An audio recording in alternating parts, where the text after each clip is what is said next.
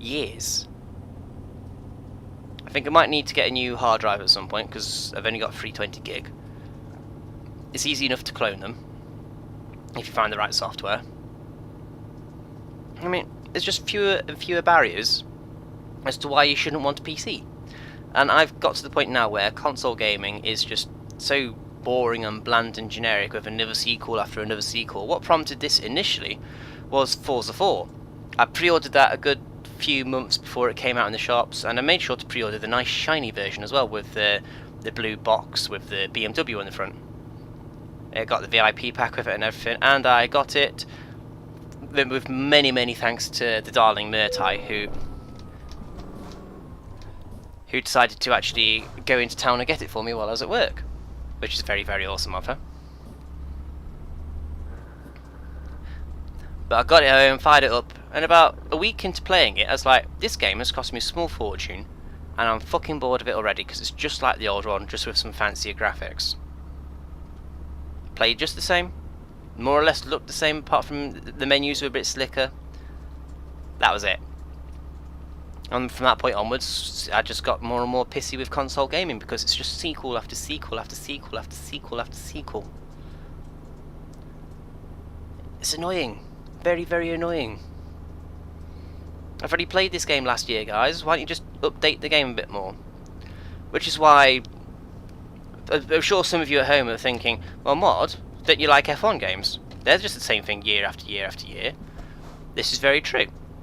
I bought 2010 because that's the first proper F1 game to come out in years. Since 2005, I think, is the last one I got on PS2. So obviously there's been a lot of update with graphics and gameplay and all the other stuff that comes with a new game that has come from a new developer that hadn't been an F1 game for 5 years up until that point, unless you count the 2009 title on Wii, which was a weird move because a lot of people wouldn't have minded playing that, but not a lot of people had Wii's. But hey ho, it was their choice. 2011 I did not buy because they had DRS in there and a new track. The teams were the same, the drivers were the same, and I thought it's not worth me shelling out the extra for this game. Absolutely not worth it. Roll on 2012, and it was worth it because you had the Kers, you had the DRS, you had the new teams that were. No, the new teams were in 2010, weren't they? Yes, the new teams were in 2010. But you had a few driver changes, a few more new tracks. It was different enough to warrant actually purchasing. And this is also why I'm getting 2013, because it's plenty different enough from the sequel, so from its predecessor, I should say, to warrant purchasing it. I mean, you're getting a whole extra classic mode now, with loads of extra old cars. I like old F1, and old F1 doesn't get anywhere near enough love. And I reckon, depending on how well the classic content goes for F1 2013, will depend on whether somebody actually does produce old cars. I mean, with a game like R Factor, you've already got a community of modders out there that will create cars for R Factor. For example, the Tyrrell P34, the six-wheel beast from the early 70s. Can you imagine someone like Codemasters getting that and developing it? It would be so OP. And therein lies the problem, I suppose, because part of the fun is, with something like R Factor, you've got lots of communities actually helping each other out. Codemasters would be in it just for the money, which is my biggest worry of 2013. It's all going to be DLC, and you can buy this and that, and buy that and this, and it's all about buying. Jesus, can't I just mod it normally? No, gotta buy it. And why can't we have yearly patches for games? Like FIFA would be perfect. A mild graphical update, change the stats, boom, jobs are good. And why can't we do that? Nope, gotta make money. Whereas an indie gamer, an indie platform, I think. Oh, here comes the speed camera. I'm not slowing down for it. Fuck it. An indie. Hang on, that's a speed camera then. Why didn't it take money off me? Never mind. Carry on.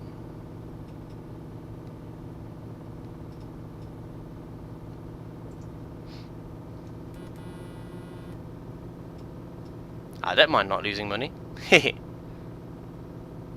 Must miss our turning here. But yeah, just generally, indie gaming, it's a lot easier for them to take a gamble on something on PC. A lot easier, because they don't have to get it approved by... Unless they want to put it on something like Steam, and they want to get it greenlit, in which case that's a different matter altogether. But if they want to self-publish, it's a lot easier and a lot cheaper to do it on PC. Especially if all they do is make a exe file, say, here you go, download it, DRM free. In fact, I think even the guys who made... Oh god. Come on, come on, come on. Come on. We're in the middle of the road here, Tildy. Come on. The guys who made Game Dev Simulator, they made 2 versions of it on purpose. One is the one you get if you buy the game, and another one they put out for pirating. And you can... Apparently, according to their stats, about 95% of people pirated it, and 5% bought it. I'm one of the 5%. I believe in supporting gamers. And I believe in supporting the industry that create games for the gamers. So, you can imagine on the... I think it's Green Heart Studios? I forget the exact name, so apologies. But on their forums, they had a lot of complaints from people. What is it that makes the normal version different from the pirated version, I hear you ask? Well, in the pirated version, about partway through the game, your company gets attacked by hackers who steal all your code and pirate your games and put it out for sale, and then your game suddenly becomes massively harder from that point onwards. Is you have to fight ever-increasing maintenance costs and this, that and the other. And everyone was complaining about, oh my god, my copy of the game has got this, I paid good money for this, blah blah blah. And the dev's like, no, you didn't pay for it, because if you paid for it, that wouldn't be in the game. And if you did pay for it, you're a fucking idiot, because this is the free version. It just made me laugh. Because I didn't get that. I got to the point where I had a company making 8 billion, I just made a couple of MMOs, expansion pack, bump, done. Money made, lots of money, game over, I win. Ironically, my best seller was a game called MoD Sucks. I wasn't impressed by that. Watson was. Watson loved it. And so I made a sequel. MoD Still Sucks. Another bestseller. MoD Really Sucks. Sold well. Then I made MoD Doesn't Suck. That didn't do so well. 2 engine malfunctions on a road, Tildy. Come on. Play the white man. Let's go. But yeah, generally, I hope you get the general impression that, you know, at least in my opinion, I think PC gaming is now overtaking console gaming. But there are a lot of people out there that don't want to do their homework and will quite happily give PC gamers a large amount of stick purely because of the reputation of PC gaming in the past. I'll be honest, I'm relatively new to the PC gaming lark. That's only because I'm so pissed off with console gaming I needed an alternative, and then I realised just how awesome PC gaming can actually be. No disrespect to you guys if you want to play on the consoles, but they're just not for me anymore. I'm sure there's plenty of people out there who are agreeing with me and thinking, actually maybe this is the generation I take that £500 and save it. Especially when you consider PC games are more often than not...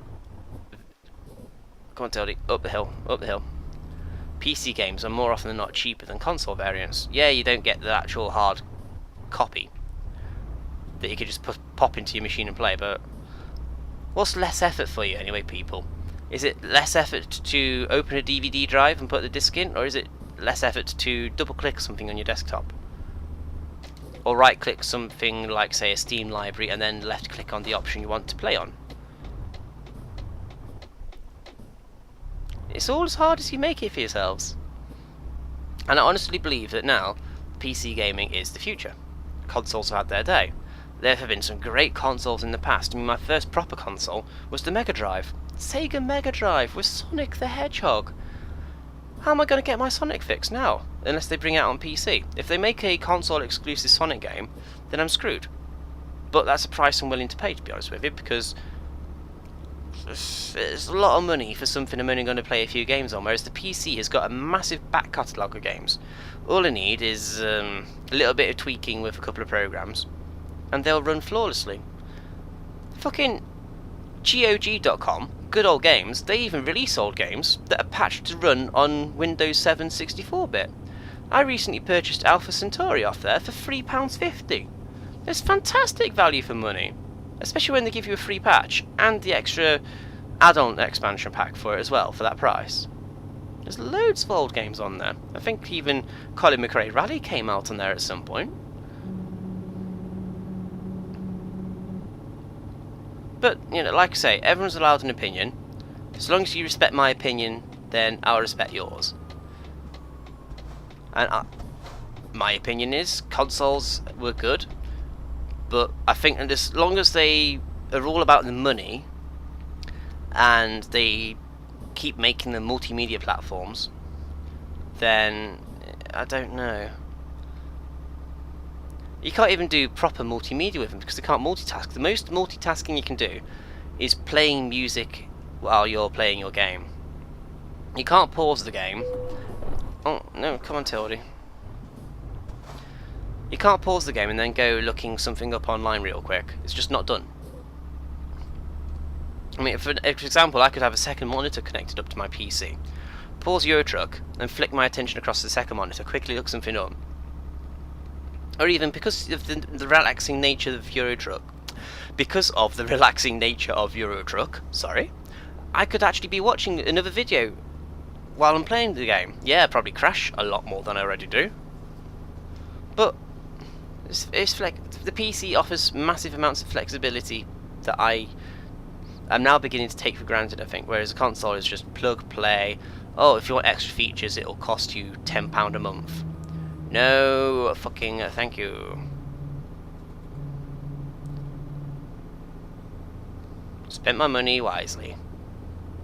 You're entitled to spend your money as you desire, my friends. I just fail to see many perks to having a console anymore.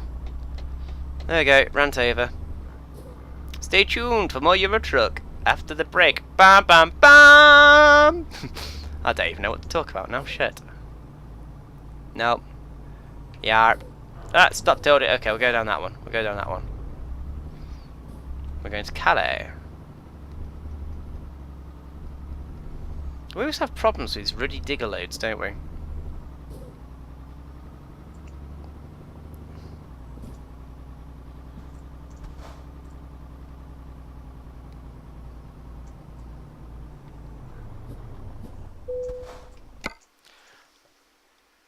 Ouch, lots of money. Bye bye money.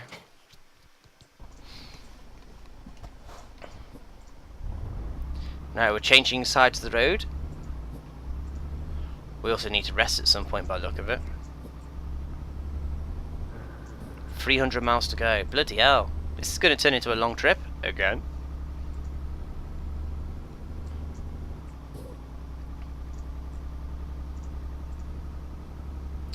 Maybe at some point we should consider fixing Tildy, actually.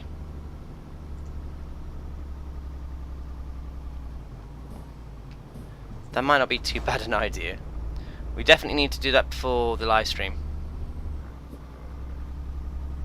And we need to not drive into any trains. No. In case you forgot, the live stream is on the 28th of September at, was it 4 or 5 PM? Shit, I've completely forgotten. I should actually mention that at some point. But what I'm thinking of doing is, just as the live stream's starting, say with about 15 minutes to go, put a video up, say, yep, live streaming, click on this link, you can go there, blah blah blah.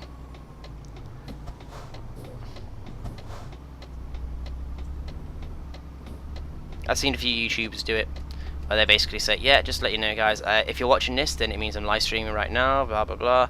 So I might just do something like that.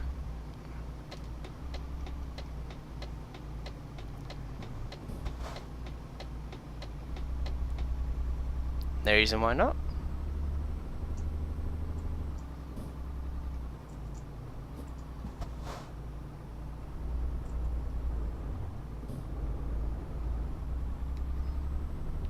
What to talk about? I suppose I could explain what's actually driven that rant. Grand Theft Auto 5. Because all the lads at work are talking about how it's going to be great and awesome and all the other jazz, and I just didn't see the attraction of seeing the trailers and just looked like San Andreas with some shiny graphics. Yeah, but you could do more than before. Yeah, you can do that with every Grand Theft Auto game. Is always the same. More than before. More than before. More than before. More than. I get it. There's more in it than before, but the more bits are just not interesting to me. They're just not. Rehashing of ideas bores me a little.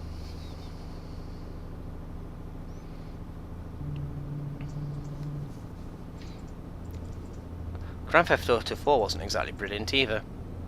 I mean, the car's handled nicely enough, but it's just trying too hard to be a slick, polished product, and forgot about the whole concept of having fun. My favourite Grand Theft Auto is actually Vice City, because it's got bundles of character. Bundles. And it's got the most fun radio stations too. San Andreas is open. It's the right kind of open. It's not too much for you to do.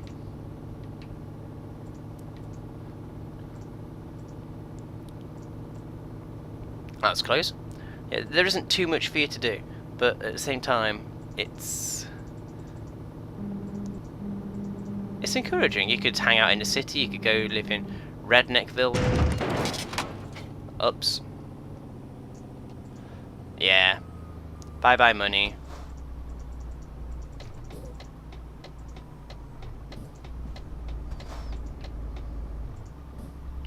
I think I stopped caring all of a sudden. What's that all about?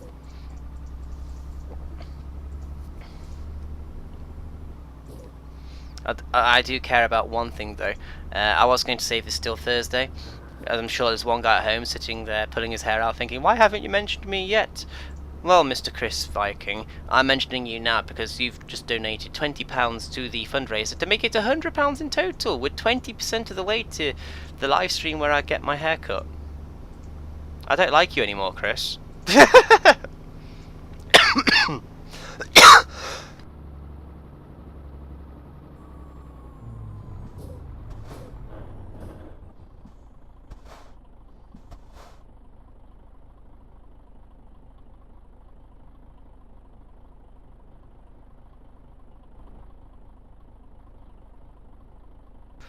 Oh, ow.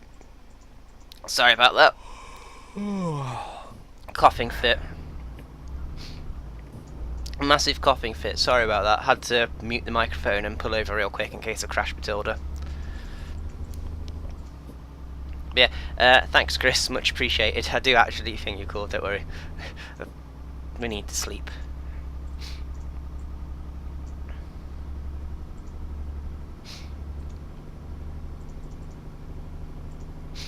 Up the hill, Tildy. Although we do need to stop damaging Tildy now. We're getting to the point where engine failures are going to start coming thick and fast.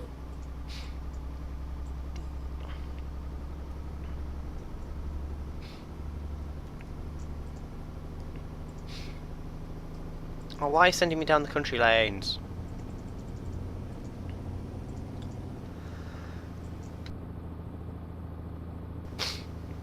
Oh dear.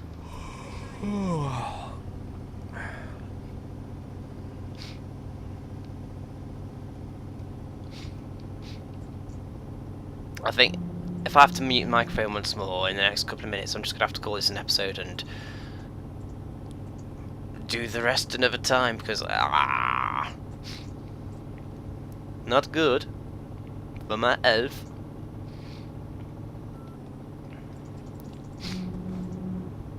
Doesn't help that I want to sneeze all of a sudden.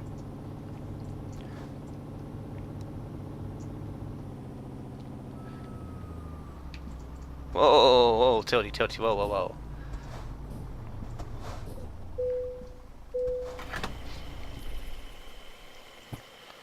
Look, look, look, filling up the tank. Now, where's the resting point? Behind us. Okay.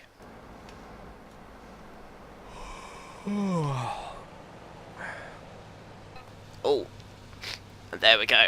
There's the mute I was on about.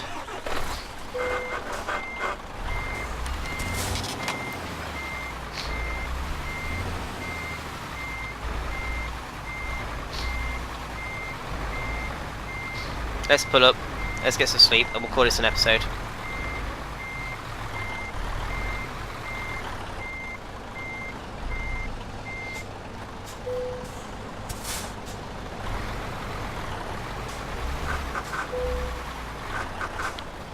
Oh, now we can rest. Oh god, ow. Resting. What are you deducting money for? Income? Okay. Oh, drivers leveled up, yeah. Let's have a quick look at the drivers before we do quit for the day. Bloody hell. Company manager.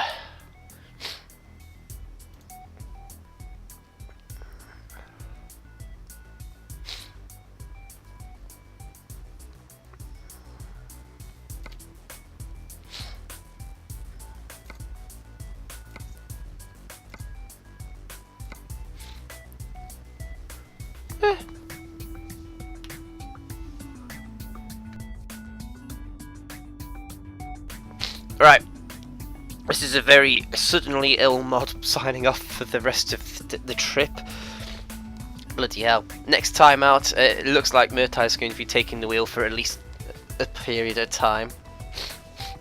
I've been Mod. Thank you very much for watching. Dream big. We'll see you next time. Bye bye. Oh my god. This hurts.